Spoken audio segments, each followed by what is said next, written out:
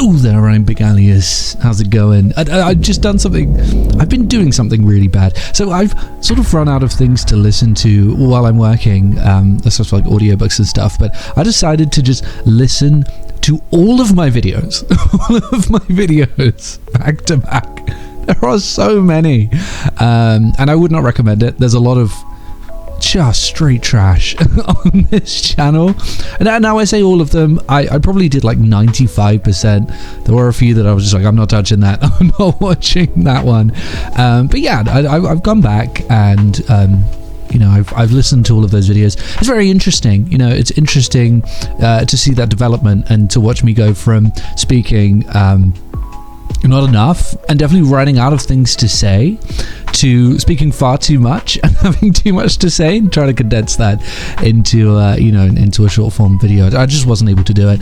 But one interesting thing that I found was that there were these like bunches of phases that I went through, and that ranges from, you know, 2011 I was sort of trying to have fun with video games, and then it was about disliking Modern Warfare 3, and then it was about morphing myself into a sort of group gaming channel like Rooster Teeth, and then it was about having fun. I mean, I think 2018 was a very, very good year for me, and I was straight vibing and just having a good time, and that definitely translated to my videos. But when we got to 2019, there was a lot of anger at the gaming industry during that era, and it lasted a very long time. And following that, it was about me sort of getting everything back together, spending forever getting myself back into a zone where I can regularly make videos again, because I had moved and finished uni and started a new job, and it was a lot of stuff.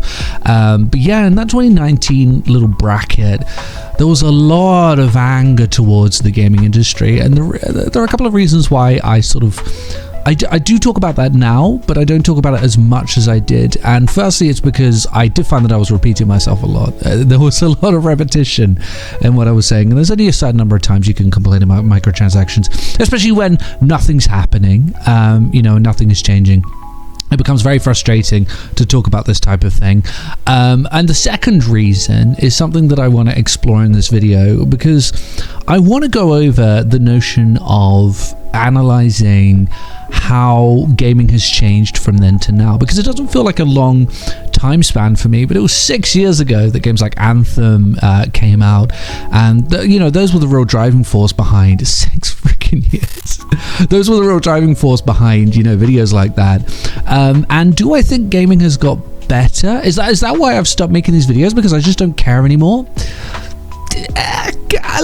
Kinda, a little bit, actually. Not really. I mean, like, not 100%. I don't think gaming is, you know, completely brilliant and recovered and as good as it was when I was a kid and a teen.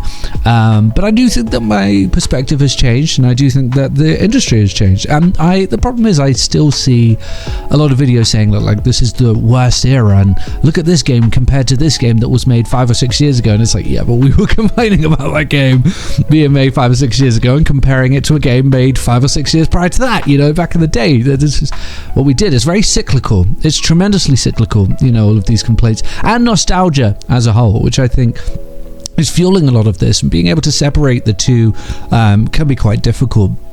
And I'm not sure it can be done. I'm not sure I can.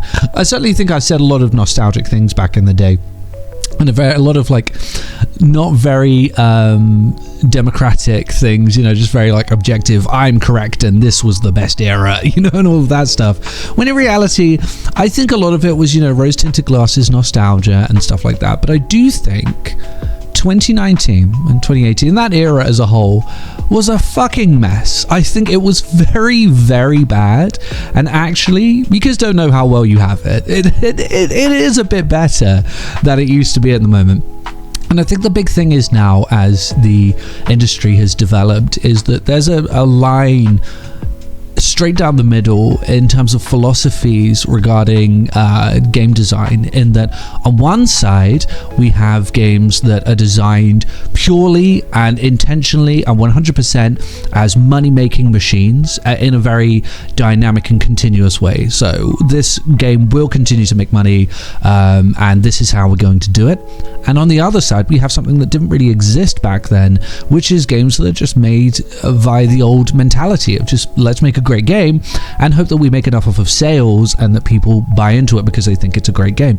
And I think we're very 50-50 at the moment, whereas previously I think we tried to hybridize it to the point where we almost never received anything that followed that second philosophy. I do think that we have the option now. However, I think that the side of money making in separating itself off from the other side has become a lot more egregious and a lot more impactful, and it's just so much more dire and difficult, and I think it's more expensive is what I'm trying to say. That side that is trying to take money from you as much as it can by any means, I think is just a lot more intense than it was previously, and so we do have the option, and I take that option, and I think a lot of people like me take that option. But if you don't, and you do buy into games that are designed to grab as much money out of you as they can, then you are going to be paying more, and I think that's very clear. Like, I remember the first microtransaction I ever saw, which was in Black Ops 2, and I think it was a skin for a gun, and it was like £1.39, and I thought, oh god, here we go, this is it. And fast forward a little bit, and I think they were selling skins on what was that game, Evolve, and Angry Joe was screaming about it because they were $5, and now it's $25 to dress up as a Teenage Mutant Ninja Turtle on Black Ops 6. One turtle is $25.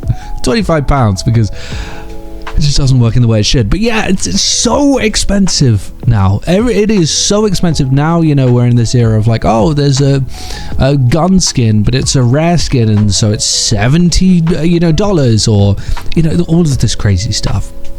But like I said, I do think that we have alternatives. I'm sorry, but there were occasionally games that were just straight up great back in that era, like Marvel Spider-Man, Red Dead Redemption 2, not the first one, that was 2010. Games like that occasionally, but I just think that we have a lot more of that now. I mean, we had Baldur's Gate 3, Elden Ring, and games like, I don't know, Avowed this year. You may say that you don't like Avowed, but it does follow the old school, game design philosophy.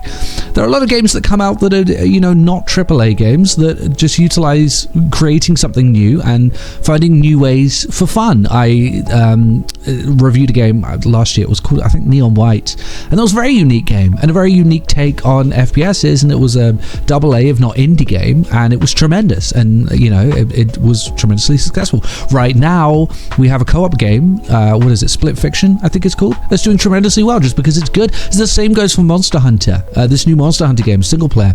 Well, I think it's co-op. It doesn't nickel and dime you, and it's doing tremendously well, and that's fueling it. Harry Potter, the Hogwarts, whatever it's called, Hogwarts Legacy, all of those games, all of these single player games that did tremendously well, we wouldn't have got those back then. You look at the implementation of single player games back in 2019, it was like Far Cry New Dawn. Hey, you want a skin for this single player game?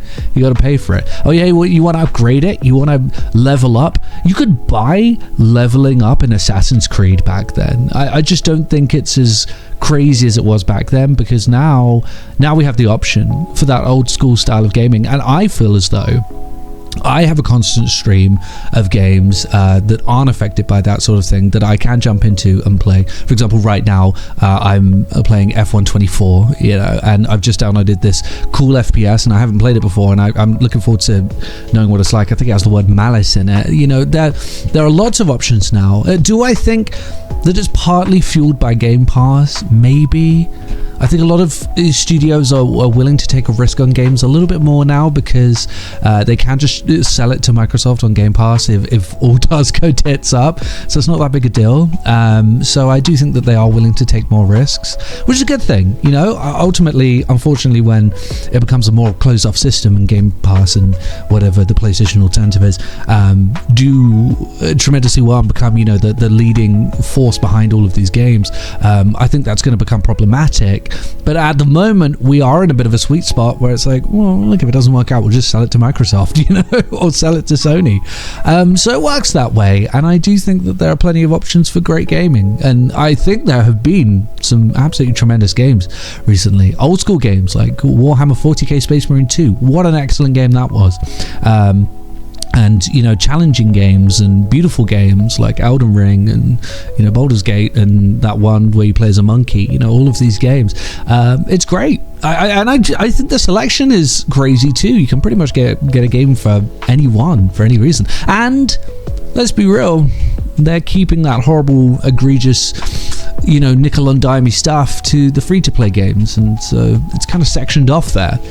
I don't know, I just feel as though it's working a little bit better at the moment. I do think there are still issues. The sports games are still running Ultimate Team, which I think is completely unfair. And I do think that selling like a skin for $25 is just ridiculous. And, you know, for someone who would want that skin, who's willing to pay for it, it's not a good thing. You know, it's not a nice, good thing, but at the same time, I mean, they are willing to.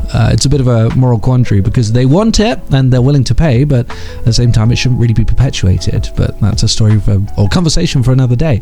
Anyway, yeah, so that's how I feel about gaming currently. I'm a lot more positive about it. I even like the most recent Call of Duty game, honestly. So I guess that's why I don't really talk about the negativity as much at the moment, because I'm just enjoying it. I'm enjoying the games. Oh, plus I'm super old now, man. I don't have time for this.